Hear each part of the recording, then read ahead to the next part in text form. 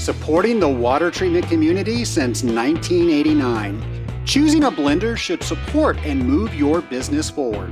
Qualichem collaborates closely with suppliers to develop innovative solutions and continuously seeks new technologies and raw materials. They've recently moved into a new headquarters facility with world-class laboratory space to accelerate product development and training. They offer comprehensive support from field training and sales assistance to lab services, so you can solve problems faster and win more business. With coverage across North America and internationally, Qualichem is the partner you need to stay ahead.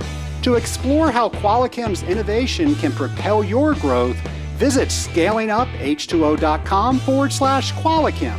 Once again, that's scalinguph2o.com/Qualichem. At Qualichem, we know the blender matters. Your system deserves the best, and so do you. Thermal Fluid Technologies brings you Protocol heat transfer fluids, formulated with their innovative no-pit inhibitors designed to keep your systems efficient and corrosion-free. Whether it's HVAC, food processing, or beverage applications, their glycol-based solutions deliver reliability where it matters most. Plus, with their comprehensive coolant testing program, you can rest assured knowing your system is always operating at its best.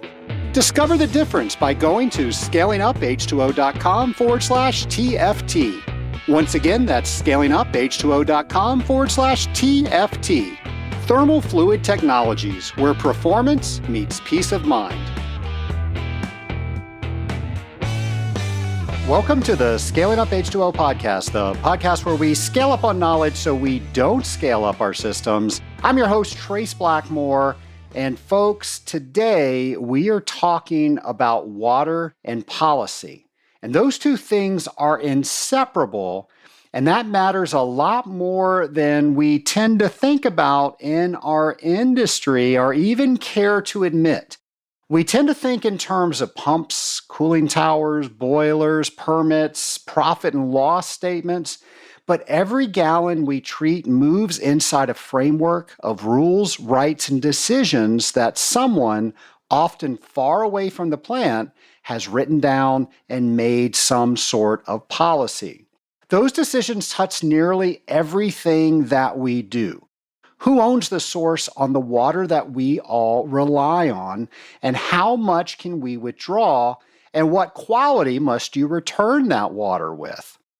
All these are questions of governance. Discharge limits, reuse initiatives, Legionella control limits, corrosion standards, and even which technologies our customers will pay for are shaped by policies and choices made in city councils, state houses, and international bodies. In some places, water is treated as a priced public utility. In others, cultural or religious beliefs push it towards a common good that should not carry a price at the point of use, which fundamentally changes how infrastructure and industrial services contracts are structured. From that perspective, water treatment systems are never neutral. A new plant, a pipeline, or reuse scheme doesn't just solve a technical problem, it answers questions like who benefits, who bears the risk, and who needs to be heard at the design table. For industrial water treaters, that means your work sites right at the intersection of numbers and people. Your chemistry and engineering have to meet the realities of permits, politics, community expectations, and global concerns like climate adaptation and water equality. As we look ahead, issues like drought, flooding, aging infrastructure, and climate risk are all going to pull our industry deeper into policy conservation. Whether you think of yourself as a political person or not, the choices you recommend to your customers, reuse versus discharge, conservation versus status quo, on-site treatment versus sending it downstream, are all policy choices in practice. Nation, those are just some of the things that we're going to address today. But before we get to our interview, here are a few upcoming events that you might want to know more about. The 2026 Water Pro Conference, organized by the National Rural Water Association, is being held in Phoenix, Arizona, September 14th through 16th. This is a conference that focuses on rural and small system drinking water and wastewater operations. They contain a strong technical program and exhibit hall touching treatment technologies, metering, distribution issues, and regulatory topics that directly affect how your customers receive discharge water. The conference contains more than 70 concurrent sessions, plus over 120 exhibitors, great for staying current on practical treatment, operations, and compliance topics. High-value networking with utility managers, operators, and decision makers who influence industrial connections, permits, and project approvals. Extras like the Women in Rural Water Luncheon, meter challenges, and photo contests make it easier to build relationships beyond the session room. To learn more, go to scalinguph2o.com and head over to our events section to find out more about the Water Pro Conference 2026. While you're there, check out the 2026 ESRI User Conference, and that's taking place in San Diego, California, July 13th through 17th. This is all about distribution systems, cooling water makeup sources, discharge points, risk zones, Legionella-sensitive areas, and all asset locations. Sessions and expo content cover data integration, real-time monitoring, infrastructure resilience, and all sorts of tools that you can use to better your industrial water treatment practice. We'll, of course, have all of that information on our show notes page. And then finally, I want to mention the 15th edition of the Water Expo. That'll be in Fort Lauderdale, Florida, August 12th through 13th. And this conference is all about wastewater, sewage infrastructure, trenchless and pipe rehab, water quality and filtration, liquid waste, potable sanitation, groundwater, irrigation, software, and finance. All in one easy conference.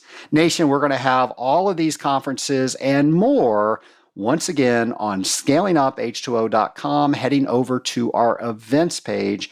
And if you notice there's something on there that we do not have on our events page, please let us know by going over to our show ideas page and letting us know what conference we need to add to the events page. Now, for all those people that are going to our webpage, you already know that we have a treasure trove of extra content with every single episode. If you haven't been to scalinguph2o.com in a while, you might want to check that out. We make it easy to get even more out of each and every episode. Nation, I teed up what we're going to be talking about in the interview at the beginning of this episode. Now, here is that interview. My lab partner today is Sherine El Wattar. She is the Water, Government, and Climate Change expert at IPPC. Welcome to the Scaling Up H2O podcast. Thanks, Trace. Now, what is IPPC? What does that stand for? It's the Intergovernmental Panel for Climate Change. So it's actually the IPCC. Oh, I said that incorrectly. That's no worries. It's a mistake that we all do. Well, I appreciate you correcting me on that. We'll make sure that we have it right on our show notes page if anybody wants to do some research on that. Do you mind introducing yourself and telling a little bit about what you do day to day to the Scaling Up Nation? Yeah, for sure. First of all, thank you so much for having me here. My name is Sherine El Wattar, and as you've said, I'm a water management and governance expert. At least I'm trying to be. And I am originally from Egypt. My background study is civil engineering, but my focus had been water engineering. And then with my master's studies taking me into this governance space, I found myself, just rolling into this climate adaptation, international development and politics. And that is who I am in a nutshell, working with water, environment, and climate. Now, I'm curious, was this like your dream job since you were a little girl and you're like, I want to be in this space? How did you get to where you are now? That's a nice question because I always think about it, but I really think it started with the This will sound super privileged, but when I was a kid, I used to go in the summer with my parents to the sea, to the beach. And I had so many positive memories with the sea and with the water in general. And I remember when I started feeling this pressure of having to study something that I would dedicate my life to in terms of a career, I always thought that I wanted to work with something that's alive.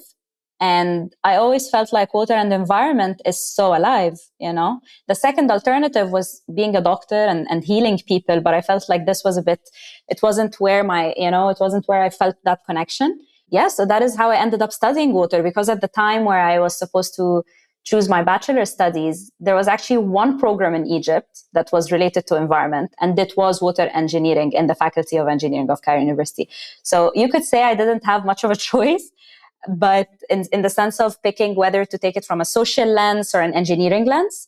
But I have no regrets, because I believe it had helped me reach where I am here today. Now, was your experience where you started taking that course, you were like, yes, this is exactly what I was looking for?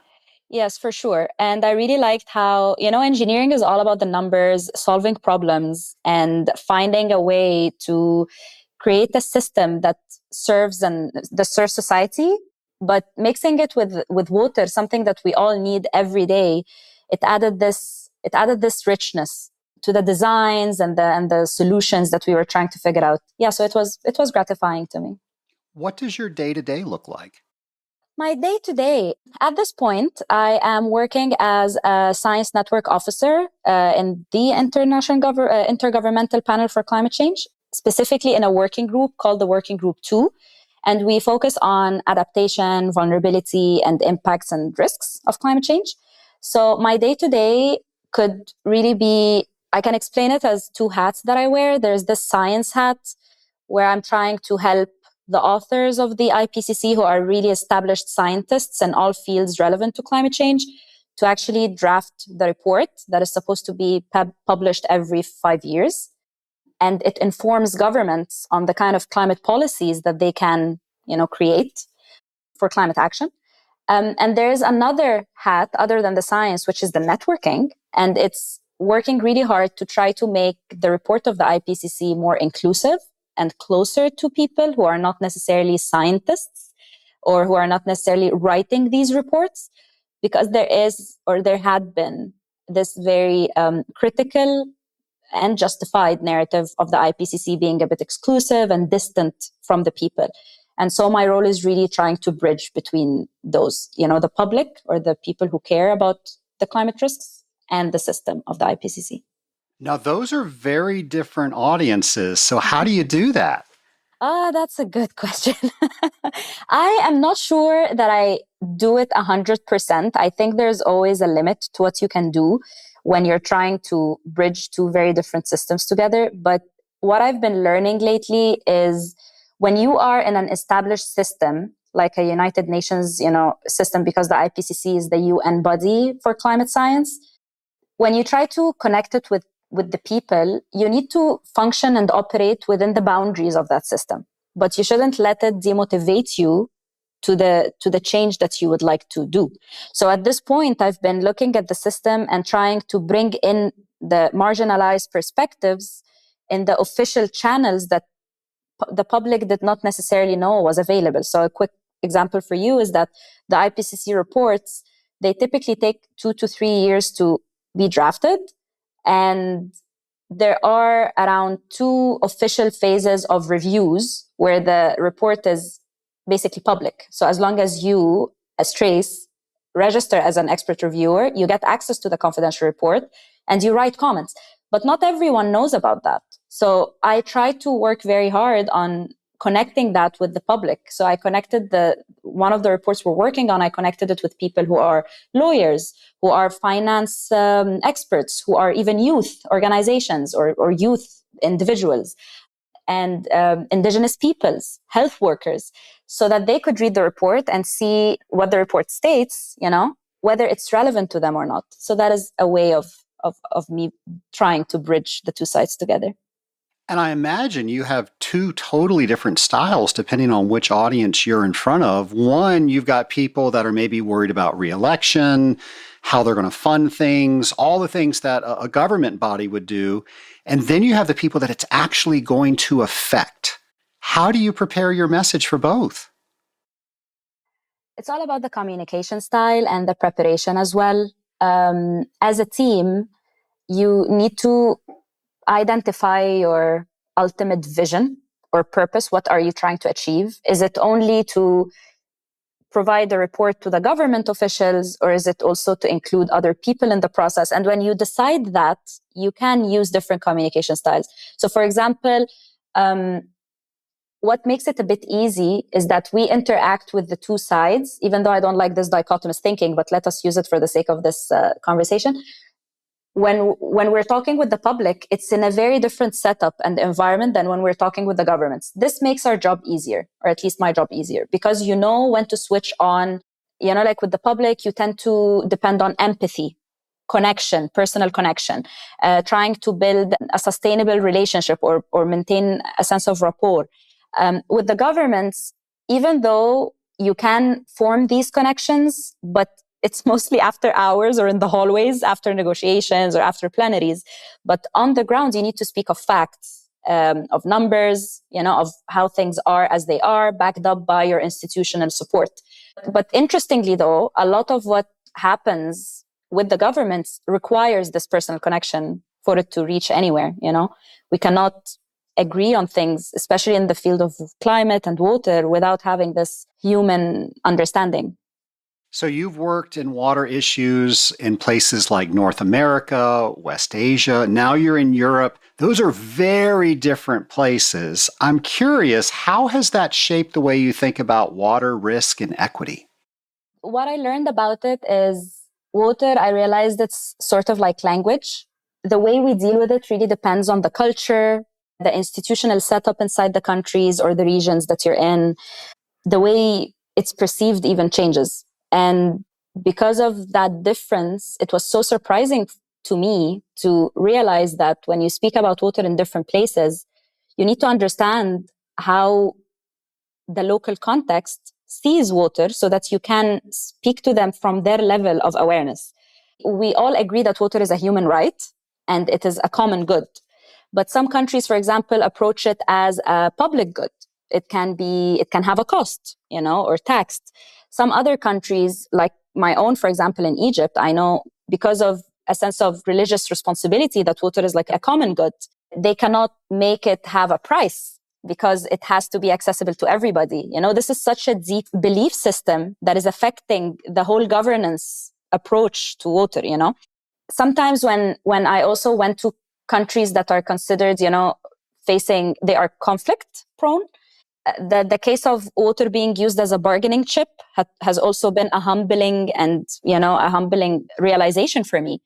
So when you go to different regions and you look at as well my space now in Europe, I'm based in the Netherlands, and the Netherlands is one of the strongest countries in the world that has spearheaded innovation in, like their Delta Works program.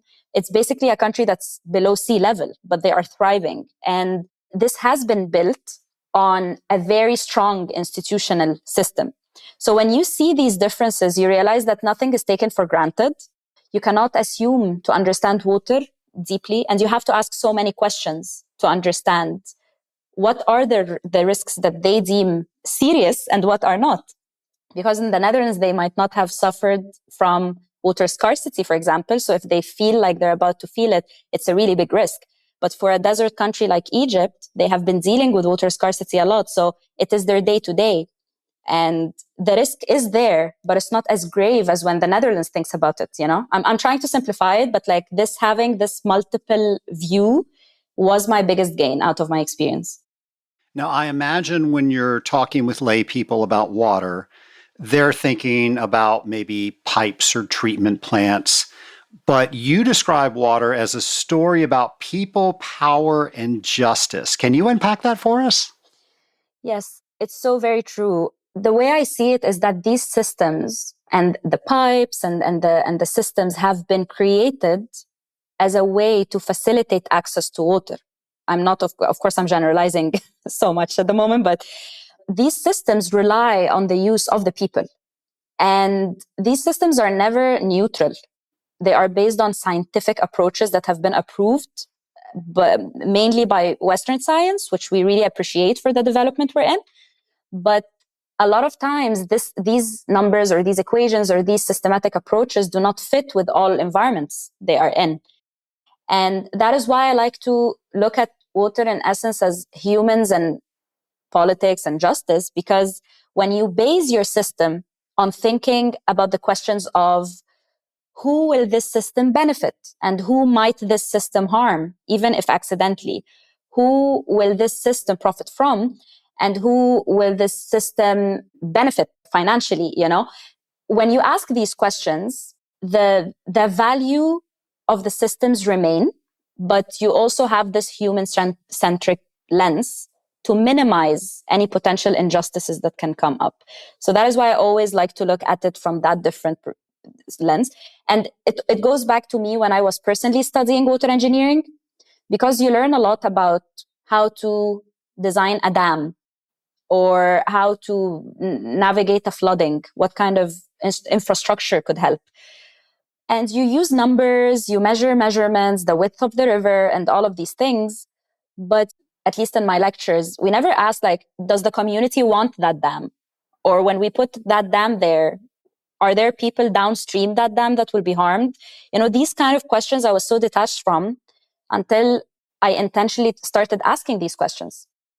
So the word is human-centric. How do you get policymakers and engineers to start thinking that way? Because they're thinking numbers. Yes, that is a very good point.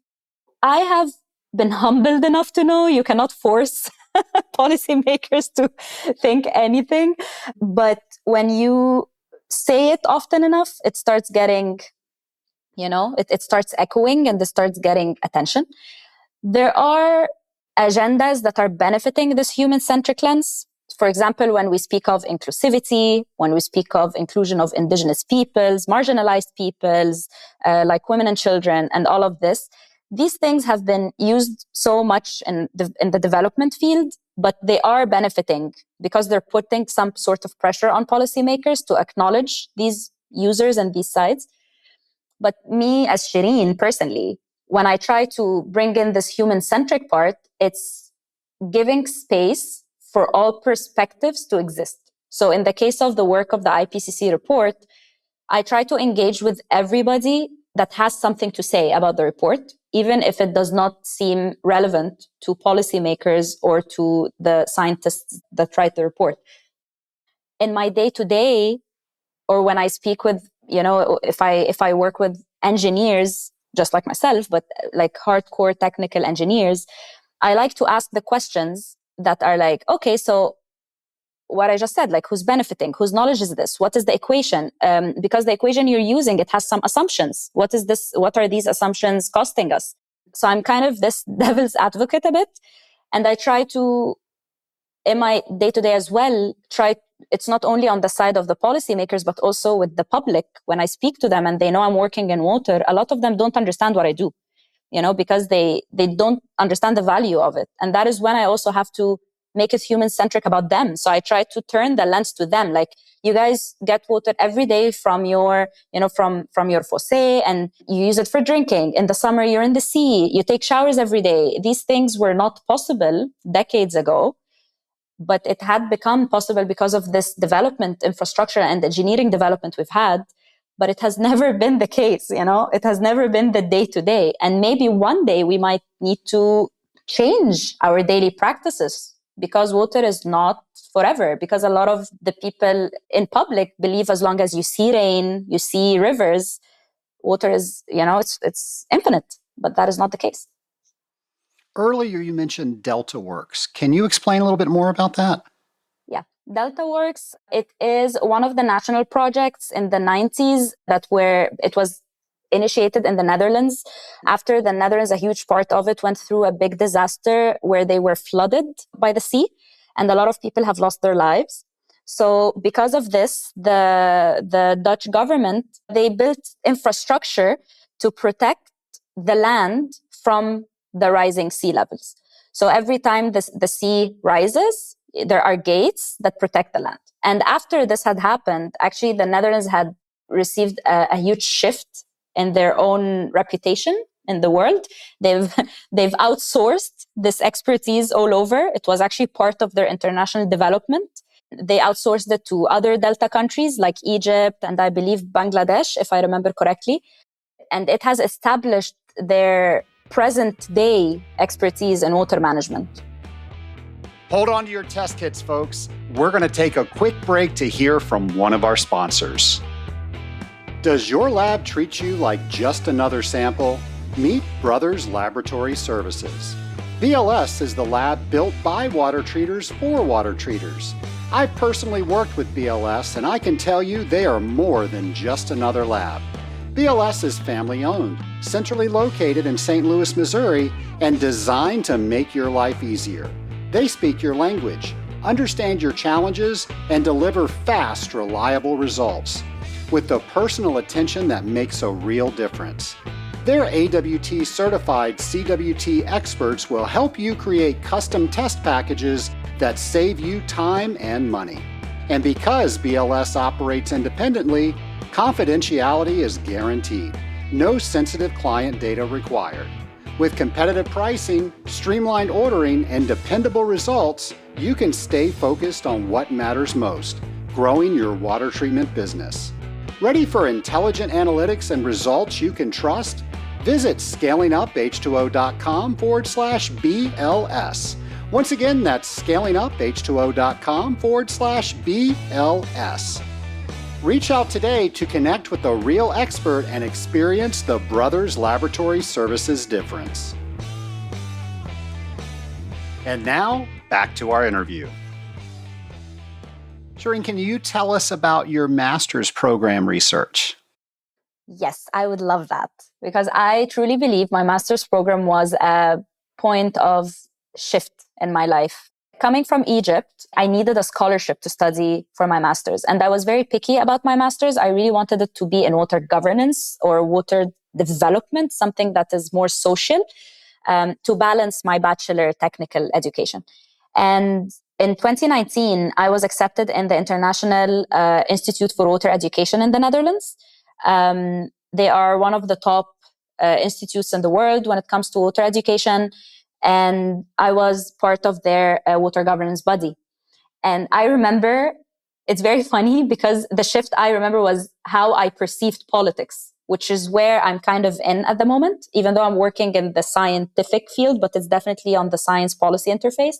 But at that time, I was always, if someone asked me about politics, I would tell them, I don't think about politics. Like, I don't have an opinion, I'm apolitical.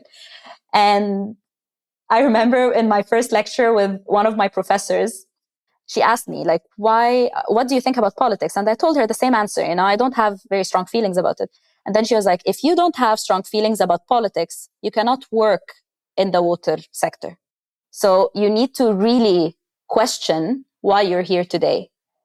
And that I remember the weight of that statement on me that day. I was like, wait a second. Like, if you really want to work with water, you have to see the politics. And that was when I started looking at the politics. And then I realized what she meant, because politics is about power, and water being needed by everybody, it could be a very good tool for control. And if you don't understand the connection, or if you feel like the politics is too heavy to witness, you will not be able to see the side of water that we don't see as people who are living in modern apartments, or modern from the Western perspective, apartments that have this access to water on a daily basis, because there are so many other realities of water that we need to acknowledge. And that kind of trickled into my master thesis. I was very curious to check between how global assessments or global remote sensing programs influence local policy. So my research was basically looking at a remote sensing program that shows you water productivity in countries, or agriculture productivity and water productivity in countries. So in a nutshell, it tells you whether this pixelated land on your laptop screen had a productive agriculture practice or not, even if you don't go to that country. And for me to assess it, I decided to go to Cairo and to see farmers that own lands and they plant different crops, and to compare their own practices on day to day using ethnographic methodologies by living with them and seeing how they are using their land and everything and talking to their family. And then taking the coordinates of these farms and checking how it is viewed in the remote sensing program and to compare the two values together.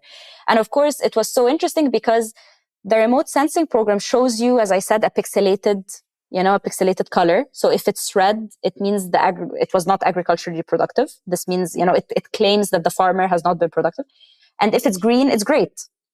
And if it's used for policy, I would assume policymakers would just look at these colors and be like, yeah, we're going to give the green spots a lot of benefits and a lot of, tax breaks and whatever other things they might give. And the red, we're not going to do the same. But when I went on the ground, when I went to the farmers themselves and I saw, I realized there are so many, what I can call care practices, like the farmers care about their land and their water. And that it does not necessarily mean productivity. So a farmer, I remember, once told me that between every crop, they have to do something that's called washing the land. So they just let water run in the farm and drain. From a purely productive perspective, this is a waste of water. But from the perspective of a farmer that had his land passed down to him from all of his past generations, this is the way he's keeping his land healthy, and we need to acknowledge these things. Well, that's fascinating. So his father and his father's father, this is how they did things. This is how they passed on the farm with the practices. It wasn't productive. Do you have a conversation saying, okay, well, how you did things in the past doesn't really mean it's going to be beneficial, it's going to be efficient, or is that just taboo? You don't have that conversation? No, of course I have this conversation. But also, when you're doing research, you need to try being as neutral as possible, even though that is almost impossible. But neutrality means that I'm not there to tell them if it's wrong or right. I'm there to just witness what they're doing. And I guess also what I wanted to take out of that was to understand their perspective that might not really have space in modern science, because maybe in the grand scheme of things, that is actually a bit productive for the environment they're in, but it has never been studied enough. But that is the purpose of research, you see these things, you write them down, other researchers come, they validate it, and it just snowballs. So, in what you just mentioned, there's a gap between water knowledge and education. So, is there ever a point where you can respect culture and tradition and respectively educate them on this might be a better way? How do you balance those two things? Thank you so much for asking this question, because I don't have an answer to that. It is such a good question. And I guess a lot of people would hope to balance it. But yeah, it is very challenging because, as I said earlier, every country has a different relationship with water. A lot of countries perceive and look at water as a spiritual entity or as a religious responsibility. A lot of them also look at water as purely resource, you know. For us to balance these things, it starts with understanding. It starts first with the understanding without any judgment to the reality of the people. Because a lot of people just, from my work as a development worker for a while before I worked in the IPCC, you see very quickly that people understand what development work needs. And so they say all the right things, they act out all the right motions to give you what you want, but you're not really triggering deep change. And that, when I speak to them about it or I'm curious, it always goes back to the fact that they feel disrespected and unseen, actually. And so they just benefit from the system without trying to be, understood. So I would say maybe the first step to it is try to have this open communication without the judgment, without trying to fix something, telling ourselves that the reality of those people is just as it is, and then taking it from there. but that's just a suggestion. I think it's a great suggestion. I spoke with a guest just the other day, and she was saying when we can turn judgment into curiosity, that's where real change happens, because then you want to know the why. Yes, 100%. Yeah, I love that. Well, we do have policymakers, people in charge of utilities and facilities listen to this podcast. And normally, when we think about things we can do for climate adaptation, it's 30 years into the future. What's something that maybe they can start focusing on right now? In their sphere of influence, I would say to really explore the water footprint concept deeply, and to also explore the field of water stewardship, because these are kind of aligned to systems and businesses, and it tries to operationalize what we are saying, of course, with limitations, but it starts somewhere. There's also this thing about if you are working with a water system or you want to adapt to climate through your system, what is common is the people. So we cannot push aside the people who are not understanding the system or who are being harmed by the system or benefiting by the system. Like we really need to take a hard, authentic look at the people around, and understand them and to grow a connection with them through the business or through the service pathways that we have. I typically say that if we don't really, from our positions, contribute to raise the awareness of water issues and climate issues, then this means that most probably it's because I am functioning in a system that is benefiting of the ignorance of the people. And so we also sometimes need to be very honest with ourselves because, Trace, like sometimes I'm in my own bubble. I'm like, oh, everybody cares about water and climate, and this is like the top risk everywhere. But I talk to people, like on a Friday night, and people don't even care. Like it's not on their minds because day to day they have other things to think about. They have children to think about. They have bills to pay. So that disconnect is understandable very much. But at the same time, if we really want climate adaptation to start from our position of power and from our systems of, where we operate, we need to raise the awareness. How we raise that awareness is by forming these connections.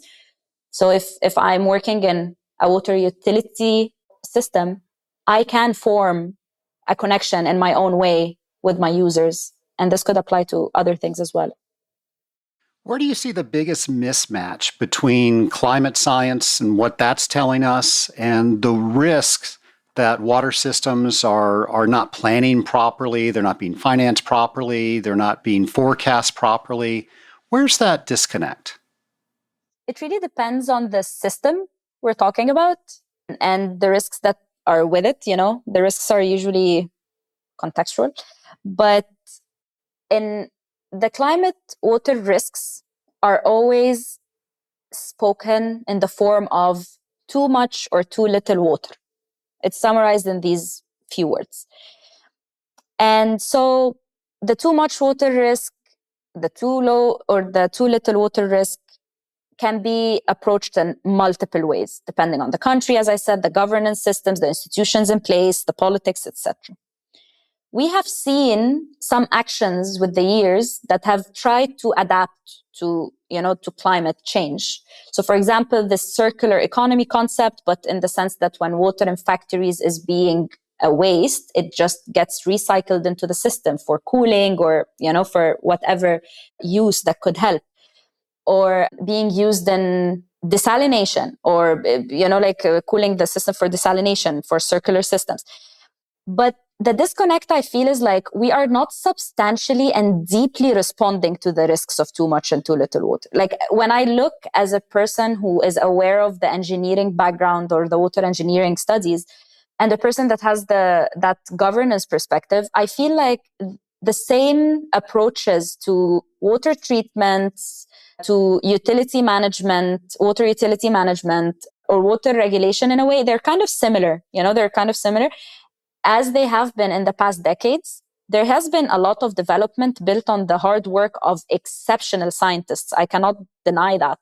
But I mean that there's something missing, because today in 2026, the water budget in the world is still declining rapidly, and the risk is becoming a bigger risk. And I mean, yesterday or 2 days ago, the United Nations University, it literally just published a report that is called The Global Water Bankruptcy, Living Beyond Our Hydrological Means in the Post-Crisis Era. I mean, That gets your attention.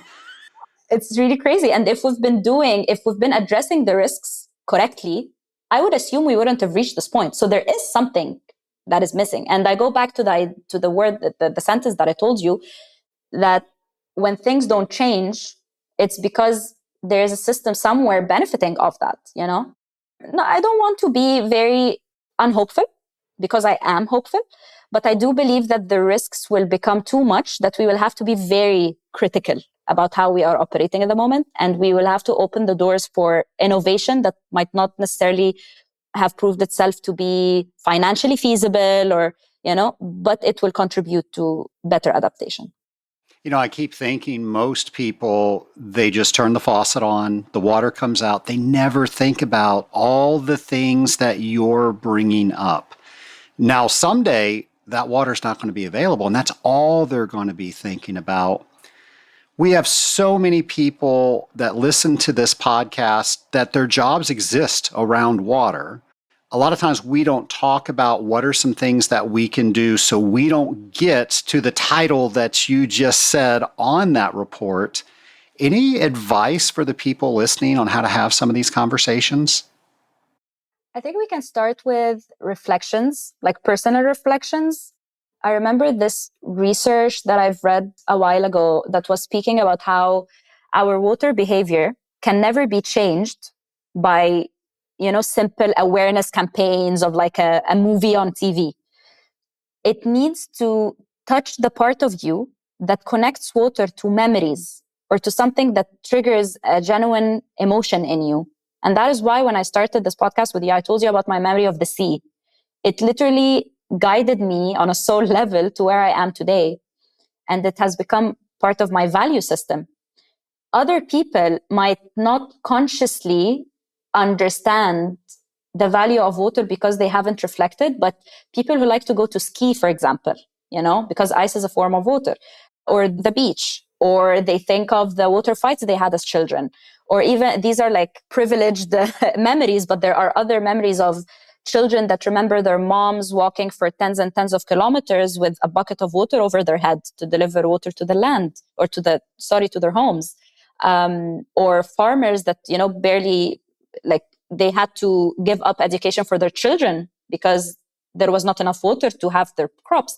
So I just like this reflection and encouraging people to think with this lens without the pressure of like impeding doom could be a very good start for us to understand that water is really within, it's really in the fabrics of our lives. And then when we take it a bit deeper or more practically, because I know that this is also a bit up in the air, but taking it more practically, there are so many networks at the moment, professional networks and social networks that are gathering people who are interested in water issues. There's more and more initiatives that are called blue drinks, where people meet in cities all over the world, drinking coffee, or if at night, they just meet for drinks and they just discuss water topics. And some of them are experts in these fields. Some of them are just enthusiasts or people interested. There's a lot of networking websites that we know of, the professional ones and the social ones, that also encourage people to take part in these environments. I know of women-specific water networks and youth networks specifically for water, and these people are always welcome to members. But also you can identify organizations that are working closely with water. There's so many, it's so easy to Google them, and when you see these organizations, they have so many publications tailored to different audiences. And it's so nice to just even see the titles on these reports. Like, what are they writing about? You will find yourself understanding like, wow, water is more than just my toilet flushing or my shower. You're going to see that they're discussing how the finance connects with water, how health connects with water, how youth connects with water, gender is connected with water, how empathy and social justice is connected with water. And once you understand these things, you have to be a water ambassador. You have to talk to everybody about it, not to the point of being annoying, but really talk about it. And if you see people leaving their faucets on, tell them to shut it off. If you see people joking about the efforts we have to make to save water, acknowledge the real risk we are trying to mitigate. Being the voice paves the road for public influence, which in the end influences policymakers, influences our behavior as human beings, because we like to belong. We like to do what's cool. We like trends. I really hope I would live to see the day where taking care of water or being water conscious is the new trend. Well, without a doubt, you are a leader in the voice that you are speaking about. I mean, the things you do on LinkedIn, I'm sure people are going to want to follow you. They're going to want to know what you're doing and also how they can have this conversation that you just alluded to. So if somebody wants to find out more about the work that you're doing, what should they do? Well, they can definitely connect with me on LinkedIn under my name, Sherine El Wattar. They can reach out to me and I respond, or I try my best to respond to everybody who reaches out to me. And yeah, we can start from there. But definitely, thank you so much for your kind words. Well, I've been really impressed with all the things you do on LinkedIn. That's where we originally got connected. So thank you for all the things that you put out. Definitely helped this water treatment professional. Well, I'm not quite done with questions yet. I do have some lightning round questions for you if you're ready for those. Yes, I am. All right, so lightning round question number one. If you could go back in time and talk to your former self on your very first day as a water expert, what advice would you give yourself?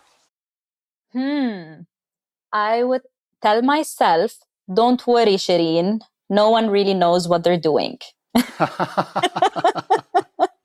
There is definitely this imposter syndrome going on when I remember I had to convince myself to promote myself into an expert after my studies. I felt like I didn't deserve it.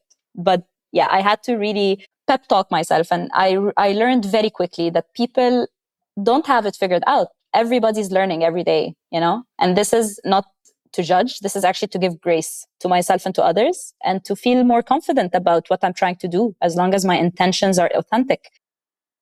Imposter syndrome is real. I remember the first time that I was announced as an expert in my field, and I felt, I don't think I've earned that. And I spoke with somebody about it, and they said the definition of an expert is you know at least 10% more than the average person. And that made me feel better about myself. Yeah, I love that. What are the last few books that you've read? Okay, so the last book I've read was actually a Dutch language book because I'm learning Dutch, considering I live in the Netherlands. That is a hard language. My wife and I have tried to do that. Yeah, so that has been something. But before then, one of my favorite books that I've reread was about creativity. It's about how you should confront the side of you that is feeling scared of being creative. It talks about how creativity is kind of like a life force. And there's also this book that's called A Million Little Pieces. It's talking about addiction. It's a biography of a person that is addicted to drugs and goes through the journey of, like self-exploration as he stays in rehab. I kind of like these things. Now I'm actually tracing the fact that I really like human-centric stuff because I realized, like the journey, his personal journey and what the questions he was raising so many questions throughout his journey that I really liked exploring. So when they make a movie about your life, who do you want playing you? Oh my gosh, that's a tough one. Can it be me? Why not? No. You got a great personality. Hollywood would be foolish not to self-cast you. Thanks, Trace. But yeah, maybe I can go for, I would say Zendaya. I would love that. All right, my final question. You now have the ability to speak with anybody throughout history. Who would you choose and why would you choose that person? I would speak with someone like the first water engineer that was in ancient Egypt to ask him, like, how did you figure this stuff out? And really understand what kind of need has birthed this huge, field of study. I've always wondered, if you can make a time machine, you can go back to ancient Rome and see and be involved in some of those discussions on how they even planned the aquifers that just changed that entire area. That would just be amazing. Amazing, yeah. Mm-hmm. Well, you have been amazing. Thank you so much for coming on the Scaling Up H2O podcast. Thank you so much, Trace. This has been a joy. And I really feel like, I was able to express how much I love this career of mine and how much I'm connected to this field. And I love this interdisciplinary approach of the podcast. And thank you so much. Nation, that was a powerful conversation about seeing water not just as pipes and infrastructure, but as a story of people, power, and justice. I love how she put that. Her journey from water engineering classes in Cairo to climate adaptation at the IPCC in the Netherlands shows how technical skills and government's thinking can help together shape the global conversations that we are all having. The IPCC's working group focuses on impacts, adaptation, vulnerability, and risk, and its reports are written by scientists but are open to review by a much broader community, including lawyers, finance professionals, youth groups, indigenous peoples, and practitioners who register as expert reviewers. Maybe that's something you want to do. We'll make sure to have a link to the IPCC on our show notes page. If you want to become an expert reviewer, you can see what that process is like. I will tell you, we have so much information we can share as industrial water treaters, and that knowledge needs to get to the people that are writing policy. Nation, we have such a wealth of knowledge. We just need to make sure that we get it to the right people. So hopefully, listening to the Scaling Up H2O podcast, we can help provide a bridge to do that. Water is perceived and governed very differently around the world. Some countries treat it as a priced public good, others as a common good that cannot be commodified. And in conflict-prone areas, it can become a bargaining chip, all of which changes how risk and equity are discussed. A human-centric approach to water and climate means asking who benefits from the project or system, who might be harmed, whose knowledge or assumptions are built into these equations, and what those assumptions might be costing valuable communities. As you think about your own work, consider where you might be able to bring more voices into your decisions, whether that's operators, community members, or colleagues from different disciplines, and what human-centric would look like in your next project or proposal. Nation, we've got so much on our plate as industrial water treaters. It is hard to keep everything on that plate. So we're trying to make all of the information at least easy for you to find so you can learn more information about it. Who ever thought when you became an industrial water treater, you were going to have to think about policy? Well, if you ever look at a water map and how drought affects that map, even in the United States right now, we don't have a lot of issues with getting clean, fresh water to the tap. But if you look at some of the projections out 30 years, you see that there are tremendous issues in some of our largest cities. That means that policy is going to be changed to try to conserve water. We all know that there's all different ways to try to conserve water, and we have knowledge towards that. When we can help bring that knowledge to the people that are making decisions about policy, they will make better decisions. So I hope today's episode inspired you to be a catalyst to bring the right knowledge to the people so they can make the right decisions. And a right decision for next week is listening to our brand new episode next Friday. But until then, I hope you continue learning and have a great week, folks. Preparing for the CWT exam can be daunting, but our Certified Water Technologist Prep course makes it easier. With valuable study tools and a 100-question practice exam, you'll be ready to tackle that test with confidence. Visit scalinguph2o.com/CWT prep to sign up today.